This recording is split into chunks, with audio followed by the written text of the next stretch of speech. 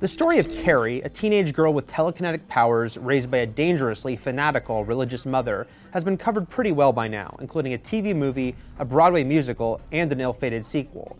So if you're going to do a new version, one would hope you'd do something new with it. The 2013 Carrie has notable talent attached, with Chloë Grace Moretz and Julianne Moore starring as Carrie and Margaret White.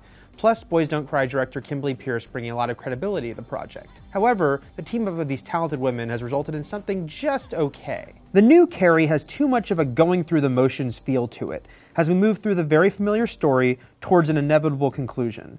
Even though the core source material is Stephen King's book, Peirce's film feels very much like a remake of Brian De Palma's hugely successful 1976 Carrie movie, to the extent that the writer of that version actually gets a co-screenwriting credit here. The story has been updated for 2013, and camera phone video footage is now used as part of poor Carrie's humiliation.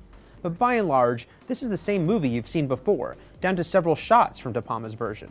The performances are all strong. Moretz does good work in the title role, especially when she squares off with Moore as Carrie tries to stand up to her mom while she gains more self-confidence and more telekinetic power.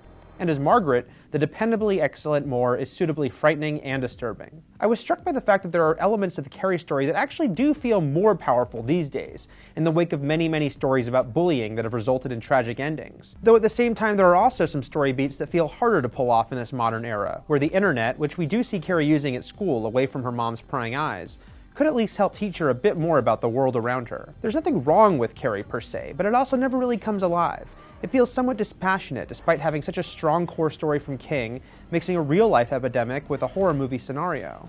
It feels like too much of an homage to what De Palma did, with Peirce never putting her own stamp on the material. I think the new version of Carrie will probably deliver best to those who have never seen the earlier film, younger viewers in particular. For those of us who have seen De Palma's version, you can probably stick with that one. Ultimately, I'm giving this new version of Carrie 6 out of 10.